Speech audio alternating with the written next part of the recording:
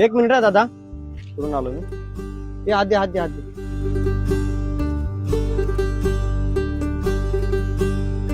ओरी चिरैया नन्ही सी चिड़िया अंगना में फिर काय दादा इथे सोडायचं ना त्यांना, उशीर होतोय, मला मीटिंगला जायचंय. दादा गेली 2 वर्ष मी त्या मुलींना शाळेत घेऊन जातो, घरी आणून सोडतो. त्यांच्या आई वडिलांचा पूर्ण विश्वास आहे माझ्यावर, त्या सुरक्षितच घरी येतील. दादा आजकाल अनोळखी माणसावर विश्वास ठेवणं फार कठीण आहे, आणि तो जर एखाद्याने विश्वास ठेवलाय तर तो विश्वास जपणं खूप महत्वाचं आहे.